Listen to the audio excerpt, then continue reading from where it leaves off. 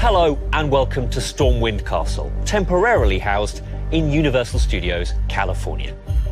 Now, before we get started, could you do me just one quick favour and think of any big Hollywood blockbuster? What's the one thing they've all got in common? That's right, they are absolutely chock full of the very best special effects. And these were all made by one team, Industrial Light and Magic.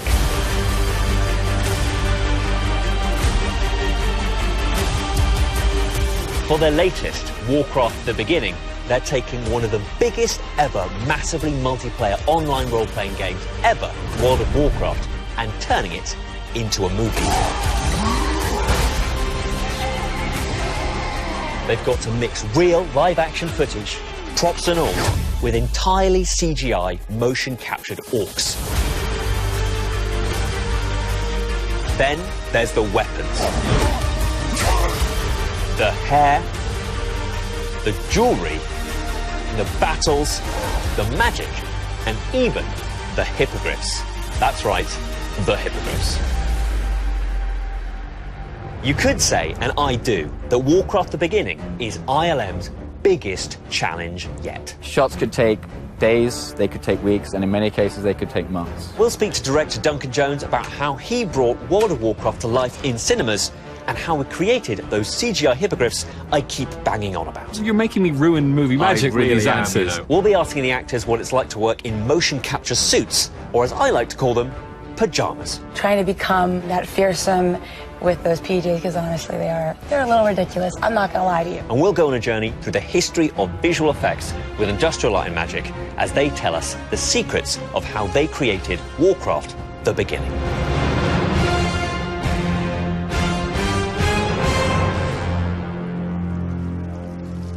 This is Industrial Light and Magic's home in San Francisco, and it's here where all of the special effects for Warcraft: The Beginning were made. This is where the magic happens. Literally. ILM was founded in 1975 by George Lucas to bring Star Wars to life.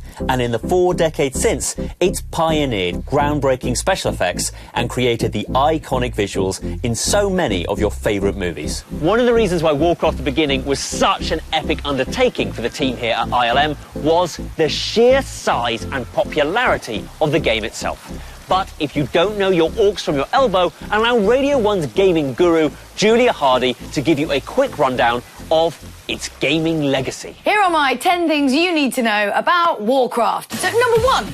The original game came out in 1994 and was called Warcraft: Orcs and Humans. Number 2, there's been 12 Warcraft-esque games, but you know what? It really didn't start to gain popularity until 2004's World of Warcraft was released. Number 3, it's an MMORPG. Number 4, an MMORPG is a massively multiplayer online role-play game, which means you go online and you play with other people, but you don't play as yourself. That's the role-play bit. Number 5. At its peak, it had 12.2 million subscribers and it even won a Guinness World Record for that. Number 6. Over the history of World of Warcraft, it has had over 100 million accounts created. Number 7. When you sign up to play, you start by choosing what race of character you'd like to be. A troll, a dwarf, a blood elf, or even a human, which, incidentally, the most played character race. Number 8. In the game, you can use a series of emotes. So you're playing with some friends, you want to let them know how you're feeling. Shake that. Number 9, there are actually some celebrities that play World of Warcraft, would you believe? One of which is Mila Kunis. World of Warcraft. I'm dying to know what they do with that movie. And even weirder, Vin Diesel. What level are you in World of Warcraft? Oh, I'm deadly. I just can't see Vin Diesel having the patience. Number 10, Warcraft, the film, takes us all the way back to the beginning of Warcraft lore. I mean, to really explain everything that's happened is kind of like trying to explain the entire plot of EastEnders to someone. It's just not going to happen. There was a knowledge of how big the game was and how big the fan base was. But there was also a knowledge that we had to make a film that people who had no idea about the game were happy and willing to come and see 1 and 2 and 3 times become a classic for them. The game it's 2 decades old and it's very stylized in its look and feel, and it's kind of an iconic design to the World of Warcraft universe. I saw the brilliance of it when you had really huge fans that had just lived through this game for years and years come onto our sets and see they were identical to how they were perceived in the game. You know, there are changes that we've made. There are subtle differences, like Garona being half human instead of half Draenei, which is slightly just like perturbing, but it makes for a better film. When we started working on this project, I had done a rewrite of the script, and there was a pretty dramatic change of emphasis from humans being the good guys to the creatures, the orcs, being the bad guys.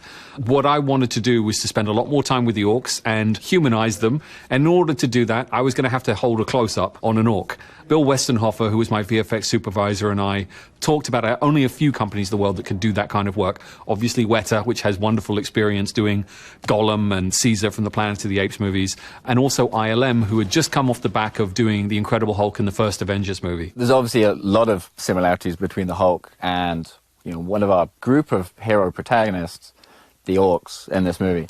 The orcs were our biggest challenge, you know, creating as real, as human, digital actors that could interact, act, and perform believably on the screen. So how do you turn a human actor into a fully formed digital character? The answer is a technique called motion or performance capture. The physical movements of an actor, both their body and their face, can be captured and digitally set onto a matrix, and that matrix can be used to drive a computer-generated character. To do that, we need to capture them on set, and we often do that with a suit with tracking markers on it. In addition to that, we also have head-mounted rigs. These are cameras that are mounted just in front of the face, pointing directly from either side of the actor, and from that we're able to reinterpret their facial performance. They need every piece of detail they can get, so they're now doing 162 dots in total. They're then placing the skin and spending endless, tireless hours making the environment affect the hair, making the environment affect the skin, the heat, the temperature, all of those things. So that amount of work that goes in, they're man hours, that's like handmade performance. Is it a teleprompter? No, it's called a memory. Yeah. Jesus, it was great. I think the ultimate goal is if the actors can see themselves on the screen in their digital performance and they believe it's their performance coming through, then we've got the right amount of detail, we've got the right amount of nuance, and we've achieved our goal. Of course, playing an orc isn't as simple as just putting on a performance capture suit. You also have to move and act like an orc. And that's not as simple as you might think. When you're working with the guys doing the mocap acting, there is a whole routine. We had an amazing sort of movement coach, a guy called Terry Notary, who'd worked on the Planet of the Apes movie, who came up with a vocabulary of movement for the orcs, and he took them to orc school. Orc school was awesome. It was the best school I've ever actually been to. It was the only school I've never been expelled from. Did you pass? I did pass. Well, you'll tell me when you've seen the movie. But yeah, Orc School was a month-long process of, you know, every single day, like 10 to 12 hours a day, of going in there and familiarizing ourselves with how motion capture would apply to us. How do you move like an orc? How do you have that sense of weight? You know, how far would their heads turn? Because obviously they have these huge, massive, thick necks. You can't do that when you're an orc. You kind of, the shoulders and everything have to move with it. Gul'dan must be stopped. Duratan had a very upright way of looking around.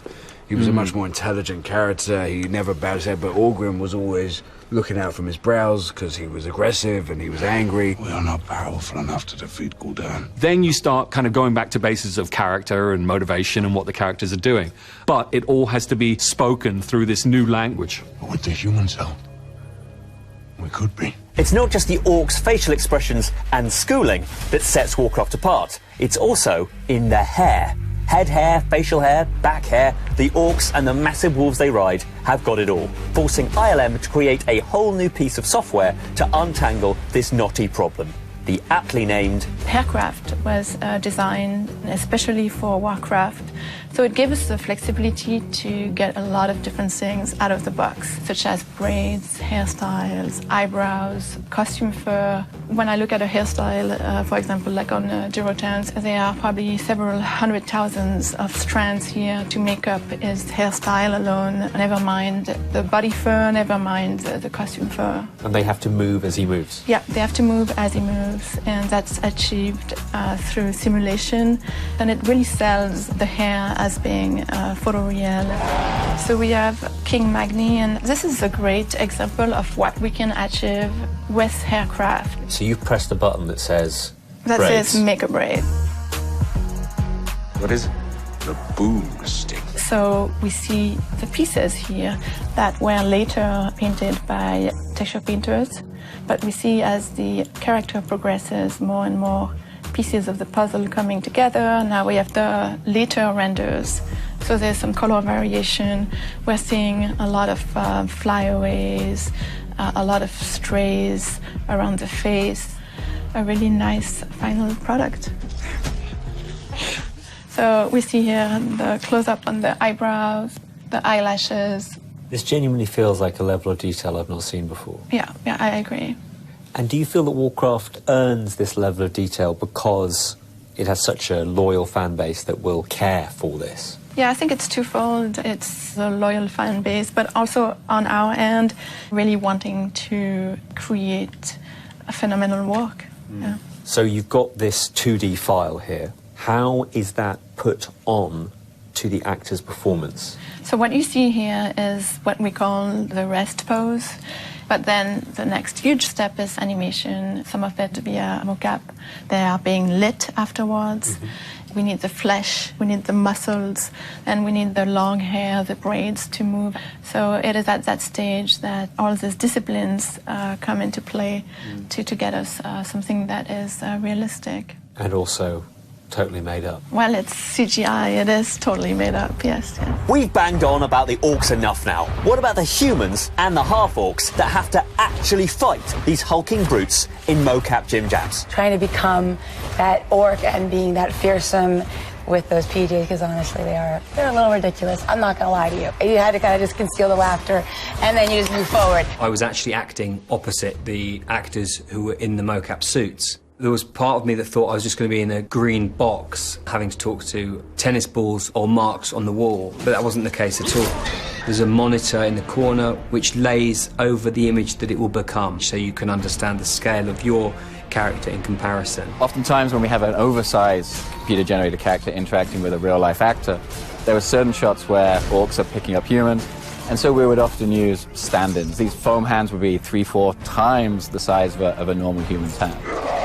In a battle scene, of course, many of the orc characters are put in post-production. A lot of it comes down to great choreography, the stunt coordinators and the actors themselves. They're the ones that really bring a lot of the believability to the performance. You'd then have the stunt guys who would also be there, also in grey suits, also being picked up by the motion capture sensors. It was all actually happening. We will often take that performance and augment it. If we want an action to be slightly faster or have a bit more weight, these actors can hit each other. They have, oftentimes the props they use are covered in foam to protect them, which is fair enough. It's important that during a fight sequence, there's something there that has the ability to make contact and that you can strike and not have your face chopped off. We had a black stick with sparkly lights on it and balls. We never got hammer. I actually went to Kamikaze last year and I bought myself one from a fan shop. With or without props, the human actors have to pull off stunts on screen that in real life would have the studio's insurance department tearing their perfectly braided hair out. But don't panic, ILM have got that covered too. Can we just drill down a little bit on one of my favourite parts of the film, which is the hippogriffs? Lothar. Hippogriffs, it's very classic of you. Isn't it, though? You mean griffins? Yeah, cool. Griffins. Seriously, how is a stunt like this done? Because I think griffins aren't real. Travis Fimmel, who plays Lothar, goes running across the room, grabs a sword, runs up a staircase, runs off a balcony and jumps into the air to be picked up by his his griffin. All of the running, all the jumping, all of that happened in the physical set that we'd built. It's fun, you're like a little kid jumping out on the mats. And then it's amazing to see when suddenly there's a griffin under you. The only bit where it obviously goes off into virtual land is when he jumps off the ledge and he lands on his horse, Griffin. But is that like a blue bucking bronco? I mean, no. You're making me ruin movie magic with these answers. I don't know how they do it. It's like the people that invented cell phones and that.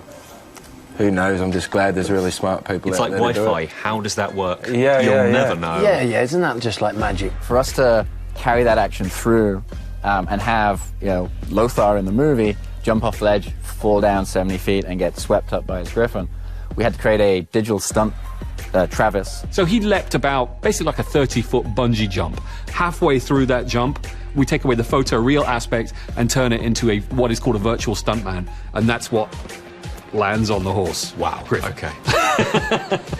The horse Griffin. Motion and falling in CGI is a big challenge. If you get it wrong, it can look pretty bad. So how do ILM ensure the fantastical looks real? I think there's a fundamental in animation and study, and everything we do in special effects is based off observation. At ILM we have actor performance rooms where many of the animators will go in, act out the performances, film themselves doing it, and then use that for reference. Having something physical for actors to work with is a really important part of CGI's magic spell, helping ILM in the post-production process, as well as giving the actors something, you know, to act with. We would have lights and like electrodes rigged up to us to give a lighting effect in real time, so that in didn't know that. post, so that in post they're working off of actual light reflecting off surfaces, and then they fill in all the craziness. So it is about a mixture of the practical. Of the practical and the CG. The less set, the less wardrobe, the less physical manifestation or what you want the film to look like there is, the more difficult it is for the actor. Even just the suggestion of what you may be carrying through to completion in visual effects is huge. It gives the actors something to react to. Light especially is an interactive property. So when you have explosions or spells, I'd say about 40% of what we were working with was practical, and it was real, it was tactile, you could see it, touch it.